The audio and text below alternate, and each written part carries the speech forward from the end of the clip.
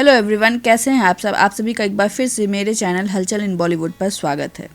मैं 9 साल की उम्र में पिता को खो देना, 13 साल की उम्र में घर चलाने के लिए लोगों को डांस की ट्रेनिंग देना और फिर दिल्ली की गलियों में रास्ता भटकते भटकते बॉलीवुड की गलियों तक पहुंच जाना। एक महान शख्स के जीवन के वो पल थे जब उन्हें पता भी नहीं था कि उनका ये कठिन सफ़र उन्हें दुनिया का एक मिसाल बनाने जा रहा है। मैं जिस महान हस्ती की बात कर रही हूँ उनके कई अचीवमेंट्स हैं, जैसे कि क्लासिकल डांस फॉर्म कथक को फेमस बनाना, बॉलीवुड को एक से एक एपिक क्लासिकल परफॉर्मेंस देना, माधुरी दीक्षित के डांस परफॉर्मेंस में 4 चांद लगा देना और संजय लीला भंसाली की फिल्मों के क्लासिकल सॉन्ग्स को भी दर्शकों के बीच यूं ट्रेंड कराना जैसे कि वो कोई स्टाइलिश डांस फॉर्म हो। ये जादू अगर किसी को आता था तो वो थे पंडित बिरजू महाराज। पंडित बिरजू महाराज की ज़िंदगी बहुत उतार चढ़ाव से भरी रही है, जिसके बारे में मैं आगे वीडियो में बताऊंगी। लेकिन उससे पहले मैं आपको ये बताना चाहती हूँ कि बॉलीवुड की पुरानी जनरेशन से लेकर नई जनरेशन तक को कोरियोग्राफ करने वाले पंडित बिरजू महाराज अब हमारे बीच नहीं रहे हैं। बिरजू महाराज, जिनका पूरा नाम बृजमोहन नाथ मिश्रा है, उनका जन्म लखनऊ के एक हिंदू ब्राह्मण परिवार में हुआ था। उनके पिता का नाम जगन्नाथ महाराज था, जो कि अचन महाराज के नाम से भी फेमस थे और रायगढ़ रियासत के दरबार में डांसर यानी कि नर्तक के रूप में काम करते थे। बिरजू महाराज ने महज 4 साल की उम्र में डांस करना शुरू कर दिया था। कथक डांस फॉर्म पीढ़ियों से उनके परिवार में चला आ रहा था। बिरजू महाराज को डांस से इतना प्यार था कि वो अपनी स्कूल की कॉपीज में भी होमवर्क करने के बजाय पिता के बताए कथक के बोल लिखा करते थे।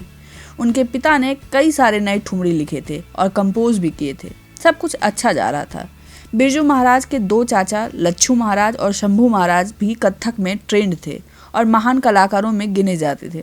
बिरजू महाराज ने उनसे भी फेशियल एक्सप्रेशंस को बेहतर बनाने की ट्रेनिंग ली थी।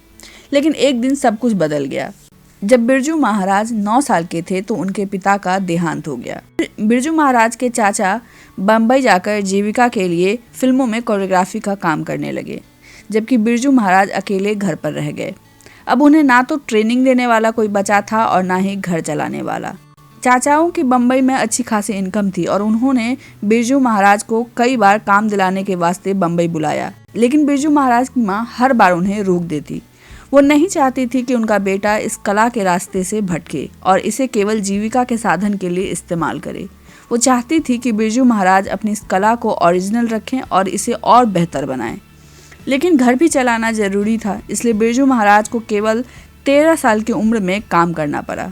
उन्हें दिल्ली के मंडी हाउस में स्थित संगीत भारती में ट्रेनिंग देने के लिए बुलाया गया। बिरजू महाराज दिल्ली तो आ गए, पर यहाँ रहना उनके लिए आसान नहीं था। वो उम्र में काफी छोटे थे और अक्सर वो दिल्ली के रास्तों पर गुम जाया करते थे, पर उन्होंने कोशिश जारी रखी और अपनी मंजिल की ओर वो बढ़ते गए। संगीत भारती में न केवल बिरजू महाराज ने ट्रेनिंग देने का काम किया, बल्कि यहाँ उन्होंने खुद के परफॉर्मेंस को भी इन्हांस किया। धीरे धीरे बिरजू महाराज का नाम होने लगा। हर कथक परफॉर्मेंस या कॉन्सर्ट उनके बिना अब अधूरा रहने लगा था। फिर उन्होंने बॉलीवुड में एंट्री ली। कई मशहूर गाने उनके द्वारा कोरियोग्राफ हुए हैं जो लोगों के बीच बेहद पॉपुलर हैं, जैसे कि कमल हसन की मैं राधा तू श्याम, बाजीराव मस्तानी का मोहे रंग दो लाल, डेढ़ी सखिया का हमारी अटरिया पे, देवदास का काहे छेड़ छेड़ मोहे, दिल तो पागल है मूवी का इंस्ट्रूमेंटल पार्ट और गदर का आन मिलो सजना। बिरजू महाराज के डांस फॉर्म की ये खासियत रही है कि वो इस क्लासिकल फॉर्म को भी इतना एक्सप्रेसिव और स्टाइलिश रखते थे कि क्लासिकल होने के बावजूद ये नए जनरेशन्स को लुभाता था। उन्होंने कथक को एक सरल रूप दिया था और इस कारण बिरजू महाराज को कथक सम्राट भी कहा जाता था। बॉलीवुड में उन्हें माधुरी दीक्षित और संजय लीला भंसाली के विजन के साथ काम करना पसंद था। उन्हें आज के आइटम सॉन्ग से बेहद चिढ़ थी, क्योंकि उन्हें यह कला का बिगड़ा हुआ रूप लगता था। कथक पहले सिर्फ लड़कों में प्रचलित था, क्योंकि इसे ज़्यादातर घराना या महफिल में ही परफॉर्म किया जाता था और ऐसी जगहें लड़कियों के लिए सही नहीं मानी जाती थी, इसलिए लड़कियों को कथक नहीं सिखाया जाता था। उस वक्त स्टेज परफॉर्मेंस का कोई कॉन्सेप्ट नहीं था, लेकिन बाद में बिरजू महाराज ने कथक में लड़कियों के लिए भी दरवाज़ा खोला। उन्होंने लड़कियों के लिए भी ट्रेनिंग की व्यवस्था की। बिरजू महाराज के 5 बच्चे हैं और सभी इस डांस फॉर्म में ट्रेंड हैं। बिरजू महाराज का मानना था कि कला आपको कभी धोखा नहीं देती और यह आपकी मौत के बाद ही आपका साथ छोड़ती है। दुख की बात है कि 17 जनवरी 2022 को हार्ट अटैक से उनकी मौत हो गई। हालांकि उनकी बेटियों का कहना है कि उन्हें ज़्यादा सफ़र नहीं करना पड़ा और अंतिम समय में भी वो अपनी कला के साथ एंजॉय कर रहे थे। दरअसल बिरजू महाराज अंतराक्षी खेलकर सोने ही गए थे कि उन्हें हार्ट अटैक आया और थोड़ी ही देर में उनका देहांत हो गया।